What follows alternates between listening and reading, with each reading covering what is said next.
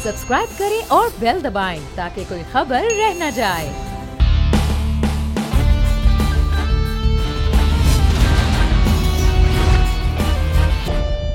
और आज special report with Mudassar Iqbal में बात होगी कि इस वक्त सूरत हाल जो मुल्क में है, एक तरफ कोरोना के मरीज बढ़ते जा रहे हैं, दूसरी तरफ मईशत की सूरत हाल मुसलसल कारोबार बंद होने से एक प्रेशर डेवलप हो रहा है आम आदमी तक भी, कारोबारी लोगों के साथ साथ हम इस पर बात भी करेंगे। और साथ ही साथ हम ये भी आपको बताएंगे कि पाकिस्तान में जो हुकूमती सतह पर कुछ इदारे हैं वो इस सारी सिचुएशन में क्या कर रहे हैं, उनका रोल क्या है। पाकिस्तान बैतुल माल एक बहुत बड़ा इदारा तमाम सूबों में, और बैतुल माल एक मुकम्मल तौर पर पहले भी काम करने वाला इदारा है, लेकिन ऐसी सिचुएशन में इनका रोल क्या है, क्या कर रहे हैं, कहाँ गायब हैं, हम बात करेंगे। हमारे साथ हमारे मेहमान भी मौजूद हैं।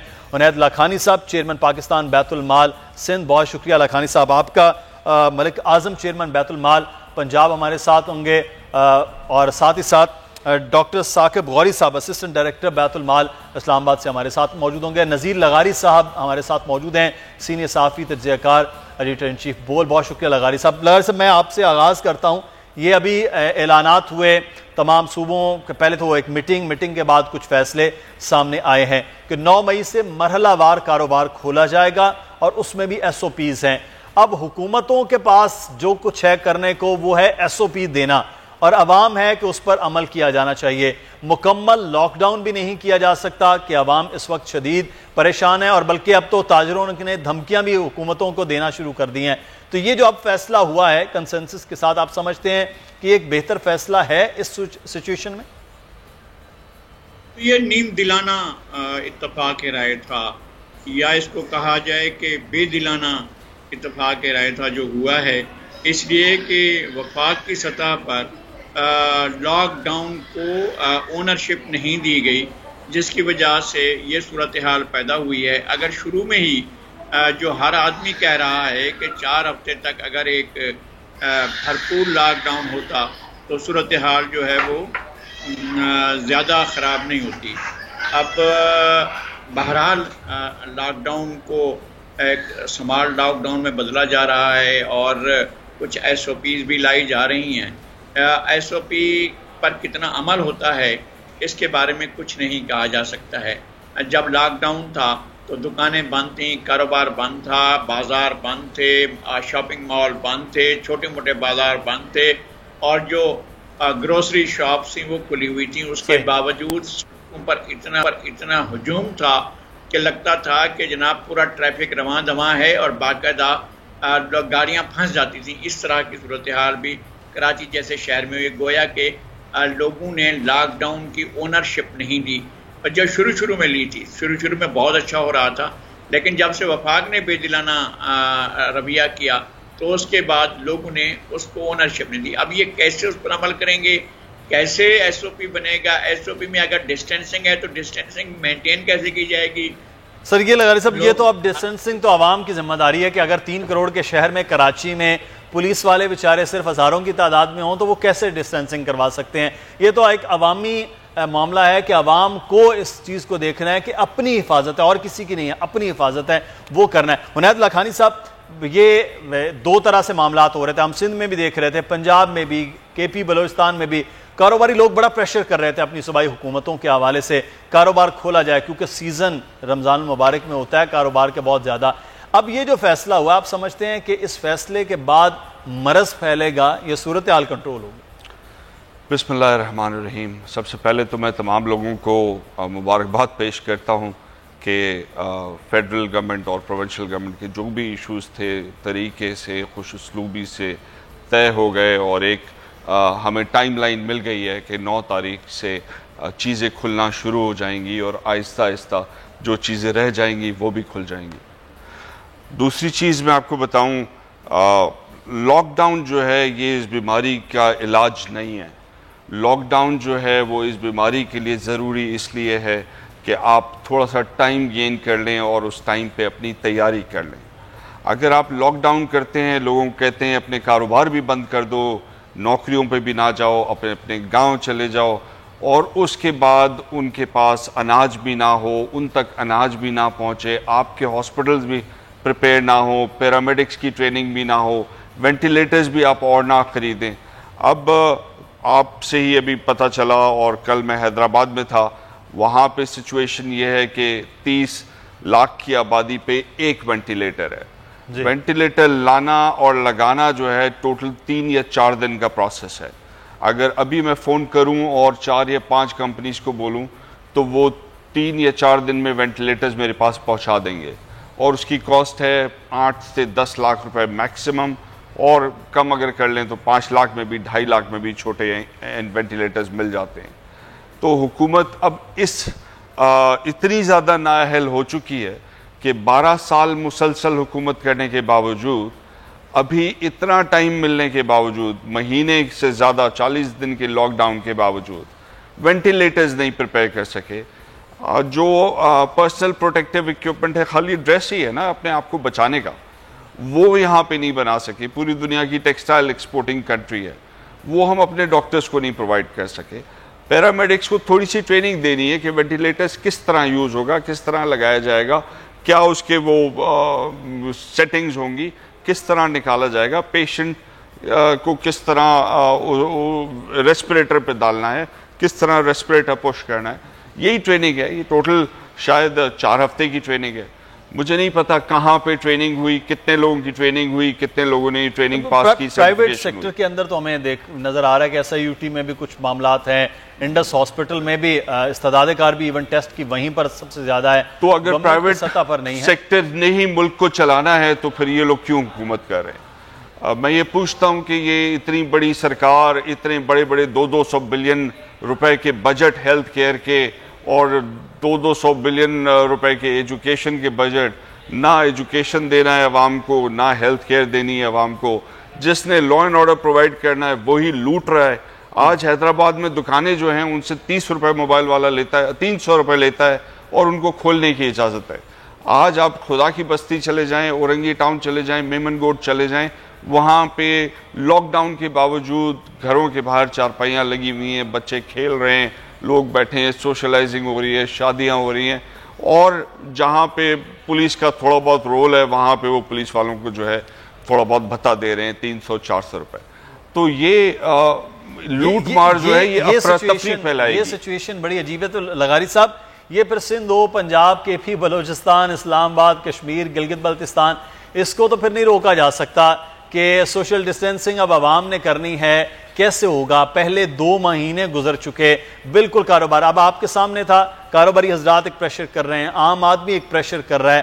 حکومتیں ریلیف کے نام پر کب تک لوگوں کو کچھ دے سکتی ہیں؟ الٹیمیٹلی کوئی نہ کوئی سسٹم ہے. تو اس میں آپ نہیں سمجھتے کہ عوام سے زیادہ, حکومت سے زیادہ عوام کا رول زیادہ بنتا ہے کہ اب انہوں نے اپنی جان کی حفاظت کرنی ہے اور اسی کے ساتھ جینا سیکھنا ہے؟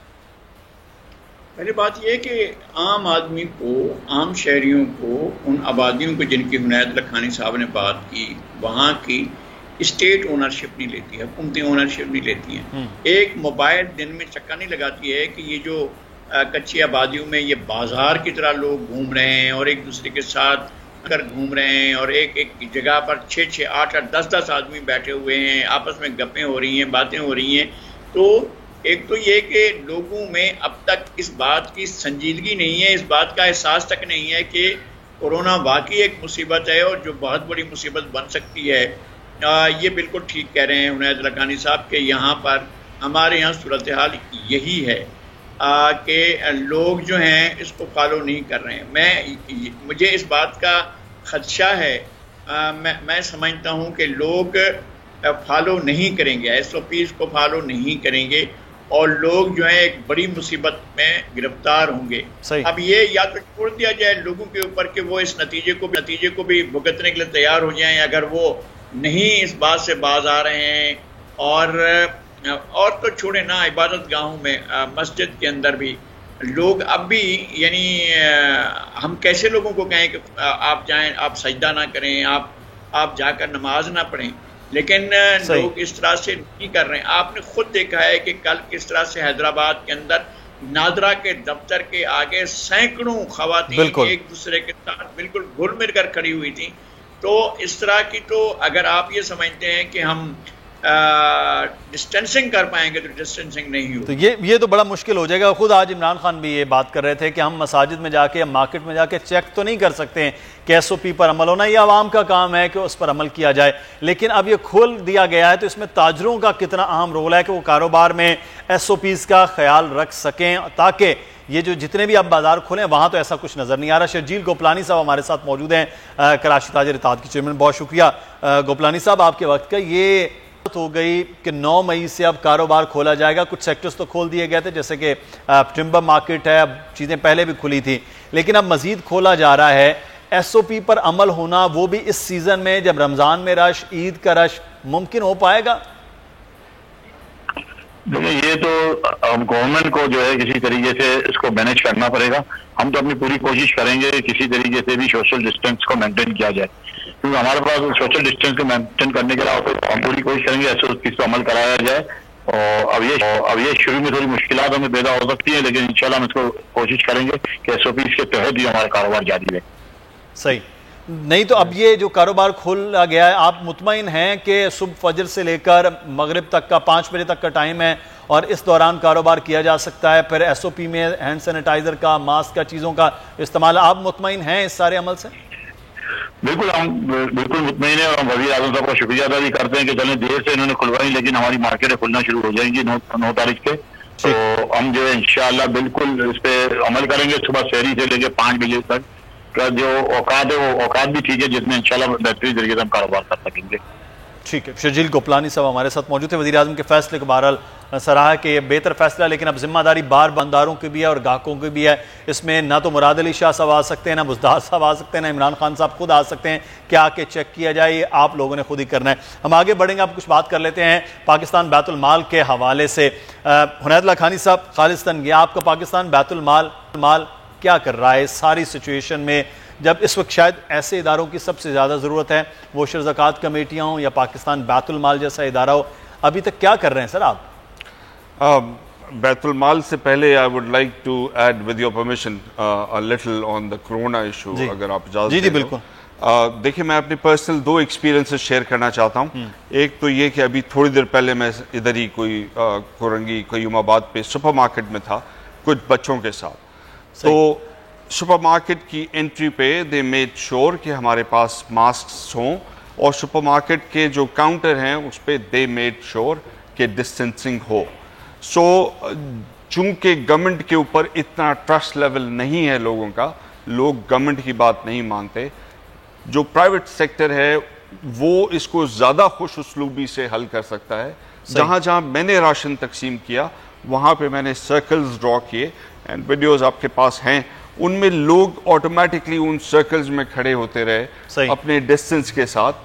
لیکن ایٹ دا سیم ٹائم عمر کوٹ میں جہاں پہ کرونا کے چیک کرنے کا کوئی انتظام نہیں ہے, وہاں پہ جو ٹرانسپورٹ بند ہے تو لوگ بھیڑ بکریوں کی طرح ٹرکوں میں سفر کر رہے ہیں, اور جب ٹرکوں سے اترتے ہیں تو وہ ایک کے اوپر ایک ہی ہوتا ہے, اور ان میں جب وہ خالی بخار کا ٹیسٹ کرتے ہیں دور سے اور کہتے ہیں نہیں چلے ٹھیک ہے آپ جا سکتے ہیں, نام و نمبر نوٹ کر رہے ہیں.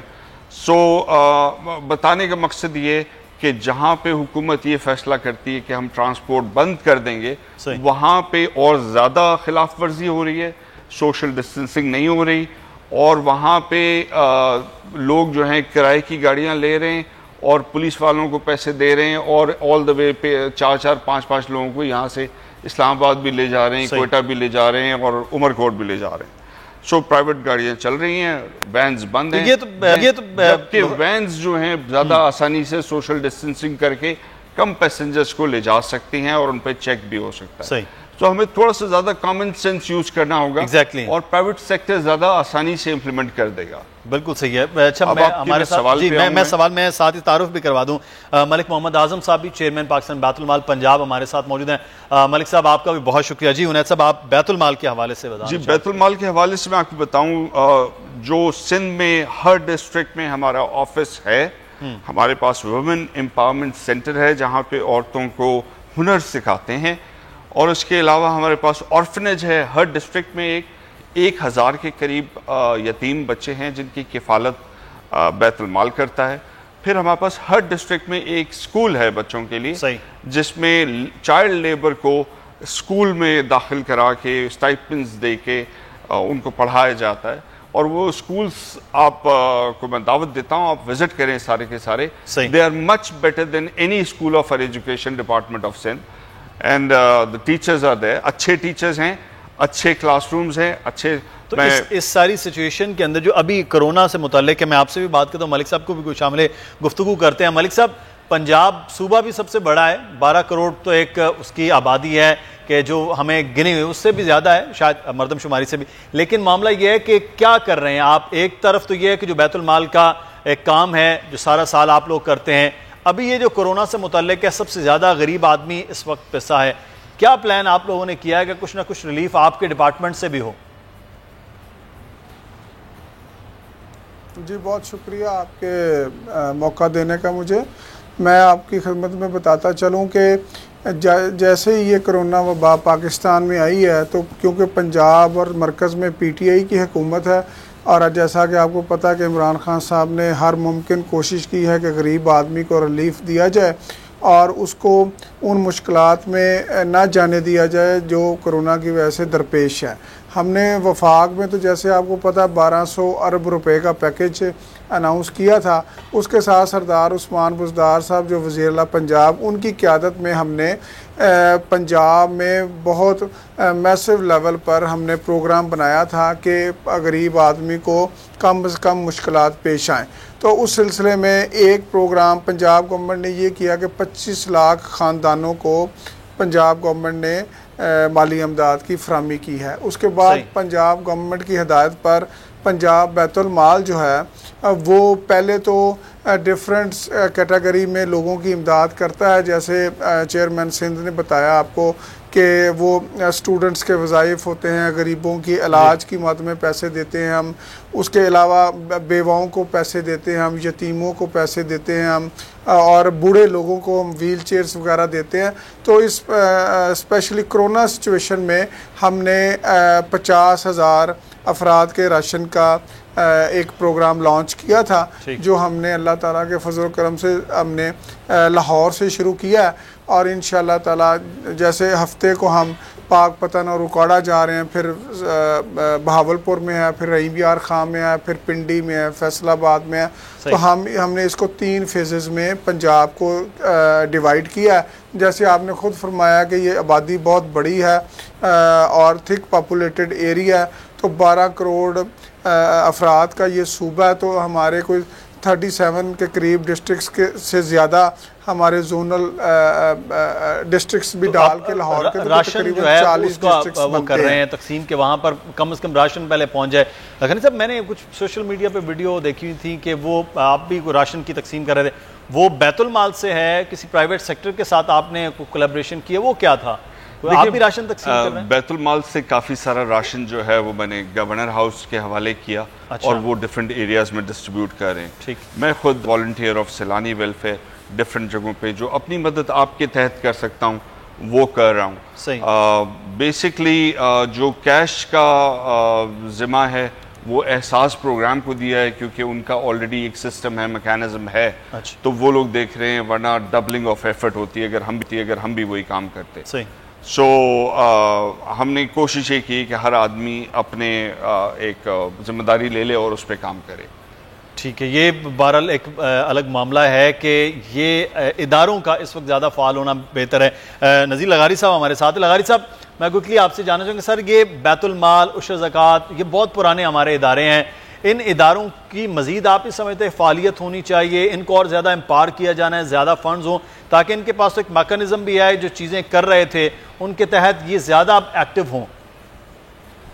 میرے خیال میں ایماندار لیڈرشپ جو ہے وہ زیادہ بہتر کام کر سکتی ہے. وسائل ہوتی ہیں اور عنایت لکھانی صاحب کے لیے یا ملک اعظم صاحب کے لیے یہ میرے خیال میں ایشو بھی کم ہوگا کہ وہ وسائل چونکہ بہت زیادہ جنریٹ بھی کر سکتے ہیں اور ان کی سوسائٹی میں اپنا ایک اثر ہے, سوسائٹی میں اپنا ایک انفلوئنس ہے اور اس بنیاد پر بھی کر سکتے ہیں. لیکن حکومت کو بھی زیادہ وسائل دینے چاہیے اور ان کے نیٹ ورک کو استعمال کیا جانا چاہیے. اصل بات تو یہ ہے کہ جو ضرورت مند ہیں ان تک کوئی چیز پہنچے. جو ضرورت مند ہیں. ایسا نہ ہو کہ لوگ بھوک کی وجہ سے، افلاس کی وجہ سے، ناداری کی وجہ سے. کرتے ہمیں بریک لینا، بریک کے بعد واپس آئیں گے، پھر مزید بات کریں گے. مہمان ہمارے ساتھ ہیں، آپ بھی ہمارے ساتھ رہیے گا.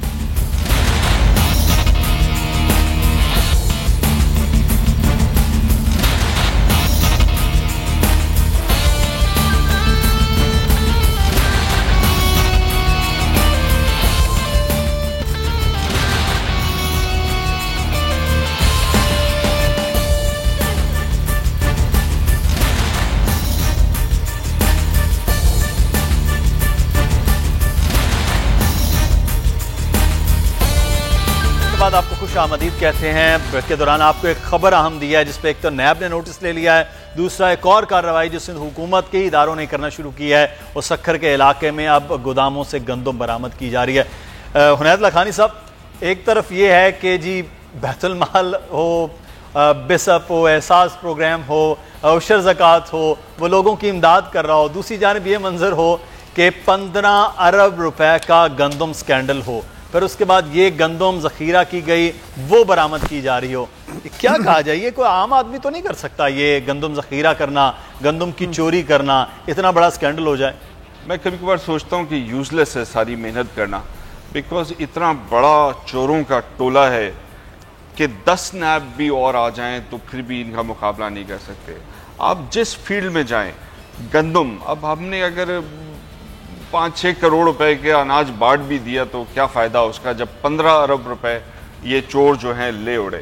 اچھا، نہ صرف گندم میں بھی کل پرسوں آرو پلانٹ پہ تھا تو 5 ارب روپے انہوں نے آرو پلانٹ بننے اور تیار ہونے سے پہلے ان کو دے دیا پاک اویسس کو. انہوں نے آرو پلانٹ بنا دیا، آرو پلانٹ چل گیا، اس کی مینٹیننس بھی ان کی ذمہ داری ہے. 3 مہینے بعد آرو پلانٹ بند ہو جاتا ہے اور آج تک وہ بند پڑا ہوا ہے. علاقہ مکینوں کو پانی نہیں ملتا. اچھا، 3-3 4-4 گھنٹے عورتیں بچے گدھوں کے اوپر کینز ڈال کے، یہاں پہ جب 42 ٹیمپریچر ہے وہاں پہ 45 ٹیمپریچر ہے، وہ واک کر کے جاتے ہیں، جا کے پانی بھرتے ہیں، واپس آتے ہیں تو پرانا پانی ختم ہو چکا ہوتا ہے، وہ ان گدھوں پہ لاتے ہیں، پھر جاتے ہیں. 5 ارب کا آرو پلانٹ بند پڑا ہے. آپ دیکھیں اتنا بڑا ظلم لوگوں کے اوپر کہ اربوں روپے ہیں حکومت کے پاس، آرو پلانٹ بنواتے ہیں ہم لوگ، لیکن ان چوروں سے بناتے ہیں جو ان کو منی لانڈرنگ کر کے پیسے وہاں دے دیتے ہیں اور پیسے کھا لیے جاتے ہیں. اچھا، پیسے جو ہے یہ اس غریب آدمی کو غریب تر کرتا جا رہا ہے یہ چوری. صحیح. اسی طرح کی چوریاں جو ہیں ہمارے میڈیکل فیلڈ میں ہیں. مطلب کتے کاٹنے کی ویکسین نہیں ہے. آپ کو پتہ ہے خالی کتے کاٹنے اور ریبیز کا بجٹ کتنا ہے سندھ حکومت کا؟ 70 کروڑ روپے. اچھا، 70 کروڑ روپے میں یہ ویکسینز نہیں منگوا سکتے اور لوگ مر رہے ہیں کتے کے کاٹنے سے. وہ تو یہ کہتے ہیں کہ یہ ویکسین منگوانا تو وفاقی حکومت کا، نیشنل ادارے کا کام ہے. میرے کچھ سٹوڈنٹس جو ہیں چند گنتی کے، ڈزن بھی نہیں ہوں گے، انہوں نے اپنے پیسوں سے اپنے پورے 2 محلے جو ہیں ان کے کتوں کو TNR کیا، ویکسینیٹ کیا، واپس ان کی جگہ پہ چھوڑ دیا. اب وہ کتے جو ہے نہ مارنا پڑا ان کو، ان کی ویکسینیشن ہو گئی، نہ وہ کسی کو نقصان کر کیا جا سکتا ہے. اگر آپ کرنے کے لیے کچھ چاہتے ہیں حکومتیں، ادارے، تو پھر کیا جا سکتا ہے. اگر کرنا ہی نہیں چاہیں تو پھر شاید کچھ نہ ہو. حکومت کرنا نہیں چاہتی. ایجوکیشن کا کیا حال ہے میں آپ کو بتاؤں. میں نے وہ اسکولز دیکھے جو پبلک سیکٹر کے اسکولز پرائیویٹ سیکٹر اڈاپٹ کر کے چلا رہا ہے، اور پبلک سیکٹر کے اسکولز میں گدھے بندھے ہوئے ہیں، بھوسا بھرا ہوا ہے، باتھ رومز تباہ ہیں، بچوں کے بیٹھنے کی جگہ نہیں ہے. میڈیا سے کچھ چھپا ہوا نہیں ہے، آپ کو سب پتا ہے، عوام کو سب پتا ہے، غریب آدمی کو جس کی ضرورت ہے اس کو سب پتا ہے. لیکن لاسٹ منٹ پہ جب ووٹ ڈالنے کی باری آتی ہے تو ان کا وڈیرا ان کے 400-500 ID کارڈ جمع کرتا ہے، ان کو وہ بیچ دیتا ہے یا کسی کرولا کے عوض یا کسی. اسی وجہ سے ان کو پرواہ نہیں. اس سسٹم کو بدلنا ہے کہ اس سسٹم کو اگر تعلیم ہو تو پھر اس سسٹم کو بدلا جا سکتا ہے. ملک صاحب، میں سوال یہ ہے کہ یہی صورتحال جو لکھانی صاحب سندھ کی کہہ رہے ہیں، پنجاب کے بھی بہت سارے اضلاع ہیں، خاص طور پر جنوبی پنجاب کے بھی اور کچھ سینٹرل پنجاب کے بھی اضلاع اور کچھ علاقے، وہاں پر بھی ایسی صورتحال ہے. تو حکومتوں کی توجہ عام آدمی کے لیے تو شاید رہتی نہیں ہے. بس ایک ادارہ آپ جیسا کا بنا دیا اور آپ لوگ اپنے تئیں جتنا بجٹ ہے وہ کام کر رہے ہیں. مجموعی طور پر جو حکومتوں کا کام ہے شاید وہ اس میں نااہل بھی رہے ہیں ماضی میں بھی، اور اب بھی شاید وہ کام نہیں کرنا چاہ رہے یا ان کی پریورٹی نہیں ہے عام آدمی کو ریلیف دینا. سر میں تھوڑا سا آپ کو اپڈیٹ کرنا چاہوں گا جی. پنجاب کے حوالے سے. سندھ میں تو مجھے نہیں، لکھانی صاحب بہتر آپ کو گائیڈ کر سکتے ہیں. پنجاب میں ذرا صورتحال مختلف ہے. مسلم لیگ نون کی حکومت نے ایک کمپنی بنائی صاف پانی کے لیے، اور اس میں اربوں روپے کا فراڈ ہوا، اور وہ پھر ہائی کورٹ نے اس کا ایکشن بھی لیا. ہم نے جب سے پی ٹی آئی کی گورنمنٹ آئی ہے تو اللہ تعالیٰ کے فضل و کرم سے ایسی کوئی بات نہیں ہے. ہم نے سینکڑوں کی تعداد میں آر او پلانٹس جو تھے، جو چھوٹے بڑے، وہ اس کو ہم نے ریپیئر بھی کیا اور اس کو چالو بھی کیا. اور پھر پنجاب اسمبلی نے ایک ایکٹ کے ذریعے واٹر اتھارٹی بنائی ہے، اور اس واٹر اتھارٹی کو گورنر پنجاب آب پاک جو ہے وہ گورنر سرور صاحب اس کو ہیڈ کر رہے ہیں. اور پنجاب میں اگلے 4 سال میں ہر گاؤں میں ایک آر او پلانٹ لگے گا، اور ان پلانٹس کی جو تنصیبات ہیں وہ شروع کر دی گئی ہیں. اور ہم نے اس میں یہ کیا ہے کہ تمام جو این جی اوز بھی کام کرتی تھیں ان کو بھی ہم نے آن بورڈ کیا ہے، اور وہ جو آر او پلانٹس خراب پڑے ہوئے تھے وہ بھی ہم نے ٹھیک کرنا شروع کیے ہیں. اور اس میں ہماری پرائرٹیز جو ہیں وہ پبلک کے خاص مقامات ہیں، جیسے ٹی ایچ کیوز ہاسپٹلز جو ہیں ان میں جو آر او پلانٹس لگے ہوئے تھے وہ ہم نے اس کو ٹھیک کروانا شروع کیا سب سے پہلے. اسی طرح پر مسجدوں میں جو پلانٹس لگے ہوئے تھے محلوں کے لیے ان کو کروانا شروع کیا ہے. تو آپ انشاءاللہ دیکھیں گے کہ اس سال میں بہت زیادہ آپ کو پانی کے حوالے سے پنجاب حکومت کی کارکردگی تسلی بخش بھی نظر آئے گی، اور عوام بھی انشاءاللہ اس پر اعتماد کا اظہار کریں گے. صحیح، بالکل صحیح ہے. لغاری صاحب، یہ چھوٹی سی چیز ہوتی ہے کہ صاف پانی ہو گیا، صحت ہو گیا، تعلیم ہو گیا، یہ وہ ہے کہ بنیادی ضروریات ہیں. ویسے تو فضا بھی، آب و ہوا بھی صاف ہونی چاہیے، لیکن شاید اس پر تو کوئی توجہ نہیں ہے. اس پر بھی اتنی توجہ نہیں دی جا رہی. آپ خود جانتے ہیں دیہی علاقوں کے اندر کیا چھوڑ کے کراچی جیسے شہر میں ابھی تک صاف پانی ملنا شاید جوئے شیر لانے کے مترادف ہے. تو یہ حکومتیں عوام کے لیے اس طرف نہیں سوچتی ہیں، کیوں نہیں سوچتی ہیں؟ ایک تو یہ کہ ہمارا مینجمنٹ کا سسٹم ٹھیک نہیں ہے. لکھانی صاحب نے بات کی، اور بلکہ وہاں سے شروع کرنا چاہیے جو گندم غائب ہوئی ہے. گندم کا ایک ایک بوری برآمد ہونی چاہیے، اور جو شخص ذمہ دار ہے اس کو مکمل طور پر سزا ہونی چاہیے، اس کے اوپر چشم پوشی نہیں ہونی چاہیے. بالکل اسی طرح سے جس طرح سے پشاور کا جو بن رہی تھی موٹر، وہ جو بی آر ٹی بن رہی تھی، ہاں اس کا پتہ کرنا چاہیے. اس میں 1 خرب سے زیادہ پیسے لگے ہیں اور کچھ بھی نہیں ہوا ہے، اور بہت بڑے گھپلے کے ایف آئی اے نے انکوائری کی، لیکن نیب اس کو ٹھپ کر کے بیٹھا ہوا ہے.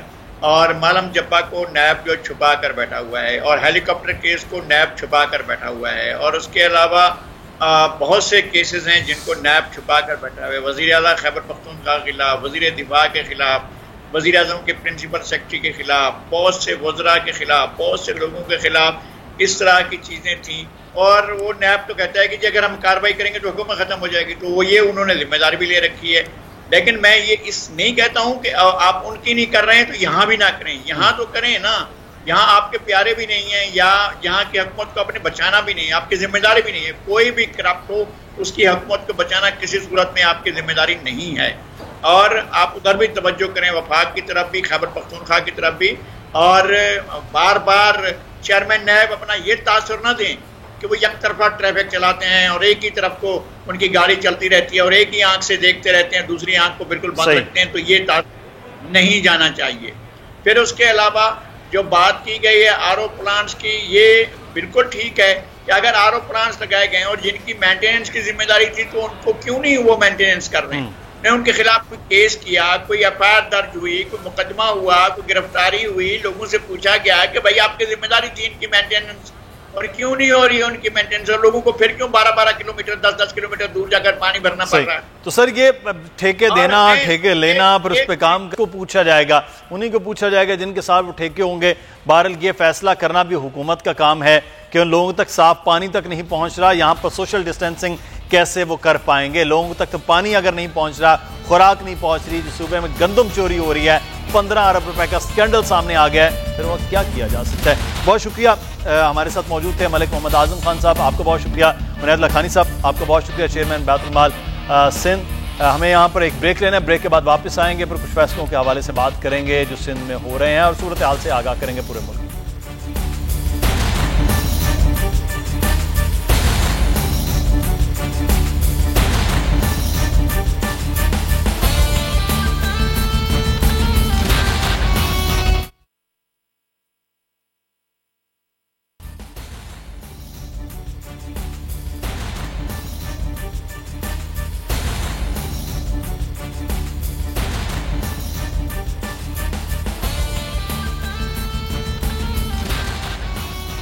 بریک کے بعد آپ کو خوش آمدید کہتے ہیں۔ بہت سارے ایسے ادارے ہیں جو اس وقت شدید مالی بحران کا شکار ہیں، جس میں ایک ادارہ ریلوے کا بھی۔ ریلوے کی حالت تو پہلے بھی دگرگوں تھی، لیکن اس وقت وزیر ریلوے شیخ رشید احمد کا کہنا ہے کہ ریلوے کے ملازم میرے ذاتی نہیں بلکہ سرکاری ملازم ہیں، سرکار نے انہیں تنخواہ دینی ہے۔ جون کے مہینے تک تو وہ تنخواہ دے سکتے ہیں، لیکن اگر ٹرینز نہ چلائی گئیں تو پھر جولائی میں تنخواہ نہیں دی جا سکتی ہیں، پھر ان کو سرکار بیل آؤٹ پیکج کی صورت میں کو تنخواہ دے گی۔ یہ آج فیصلہ بھی نہیں ہو پایا ہے کہ ٹرینز چلیں گی یا نہیں، اس کے لیے مزید جو ہے وہ وقت ہو گیا ہے، لیکن آج فیصلہ ہوا کہ ٹرینیں ابھی نہیں چلائی جا رہی ہیں۔ پہلے یہ فیصلہ کیا جا رہا تھا کہ شاید 9 تاریخ سے جو لاک ڈاؤن کھلے گا اس میں ٹرینز کا بھی آغاز ہو جائے گا اور پھر 15 رمضان المبارک سے ٹرینوں کی آمد و رفت بھی شروع ہو جائے گی، 9 سے بکنگ ہو جائے، لیکن ایسا کوئی فیصلہ نہیں ہو پایا ہے۔ تو اب جو ریلوے سے لاکھوں ملازمین ہیں ان کے لیے مشکلات پیدا ہونا شروع ہو گئی ہیں کہ اگلے آنے والے وقت میں وہ کیا کریں گے۔ ان کے لیے کوئی بیل آؤٹ پیکج ہوگا یا پھر نظر ثانی کو فیصلے کے حوالے سے ہوگی کہ ریلز چلائی جائیں اور آمد و رفت کا آغاز کیا جا سکے۔ بہرحال یہ ایک بڑا اہم معاملہ ہے۔ اسی طرح سے ٹرانسپورٹ کا جو ہے وہ فیصلہ نہیں ہو پایا ہے، انٹرسٹی ٹرانسپورٹ بھی نہیں چل رہی ہے، تو اگلے آنے والے وقت میں جب عید قریب ہوگی تو کیا لوگ آ جا سکیں گے اپنے پیاروں سے ملنے کے لیے دوسرے شہروں میں، یا پھر یہ معاملات یہیں مکمل طور پر بند رہیں گے۔ پہلے یہ امکان ظاہر کیا جا رہا تھا کہ شاید ٹرینوں کا بحال کر لیا جائے۔ لغاری صاحب اس وقت ہمارے ساتھ موجود ہیں۔ لغاری صاحب، عام آدمی کا تو سفر ٹرین سے ہے یا پھر بس سے ہے، اب ان دونوں کے بارے میں فیصلہ نہیں ہوا اور دونوں کے بارے میں یہ بھی تاثر ہے کہ یہاں سے یہ پھیل سکتا ہے مرض زیادہ، تو آپ سمجھتے ہیں یہ بہتر فیصلہ ہے؟ لیکن دوسری جانب ریلوے جس کا صرف خسارہ پورا کرتے کرتے مشکل ہو رہی تھی، اب ان کو تنخواہیں دینا کے لیے بڑا معاملہ مشکل ہو جائے گا۔ میرے خیال میں یہ سنگین صورتحال کے اس پہلو کی طرف کسی نے نہیں سوچا تھا۔ پر ٹھیک ہے کہ سوشل ڈسٹینسنگ بھی مینٹین کرنی ہے، ٹھیک ہے کہ لوگوں کا ماس کمیونیکیشن اور ماس ٹرانزٹ بھی ممکن نہیں ہے اس طرح کی صورتحال میں، لیکن یہ کہ ادارہ بیٹھ جائے گا یا ملازمین کو تنخواہیں نہیں ملیں گی، ایک اور مصیبت، ایک اور مشکل، ایک بہت بڑی ایک اور مشکل سامنے آنے والی ہے۔ تو اس سلسلے میں ہم بار بار حکومت سے کہیں اچھا اس معاملے میں جا کر حکومت پیکیج دے، ادھر جا کر پیکیج دے، تاجروں کو پیکیج دے، کسانوں کو پیکیج دے، مزدوروں کو پیکیج دے، بے روزگاروں کو پیکیج دے، تو حکومت کہاں سے لائے؟ یہ بھی ایک مسئلہ ہے۔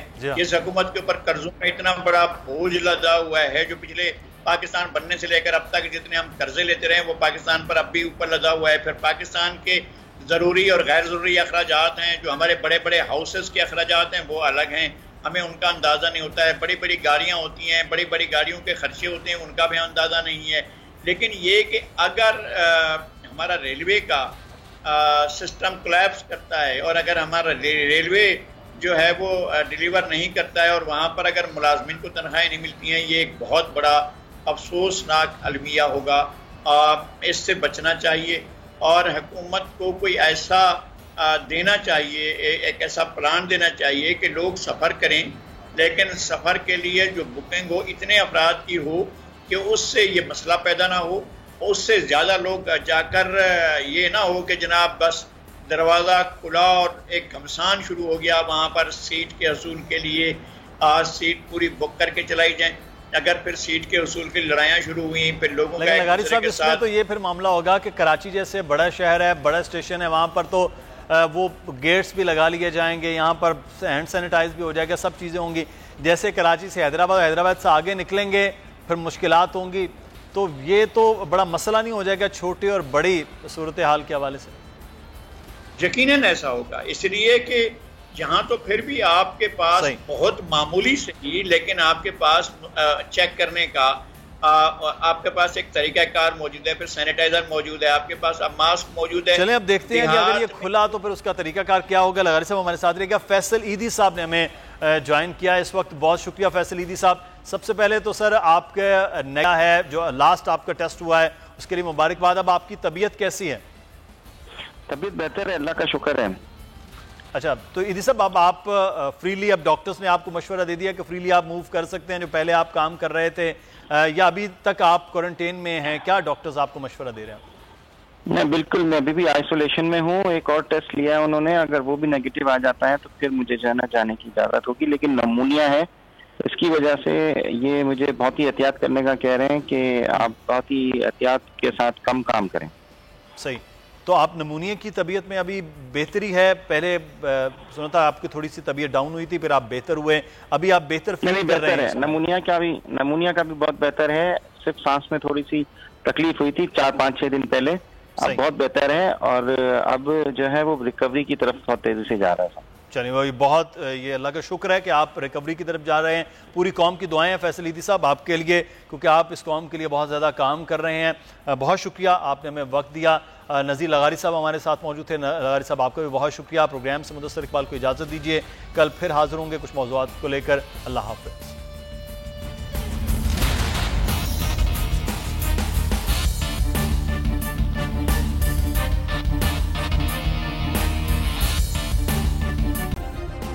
سبسکرائب کریں اور بیل دبائیں تاکہ کوئی خبر رہ نہ جائے.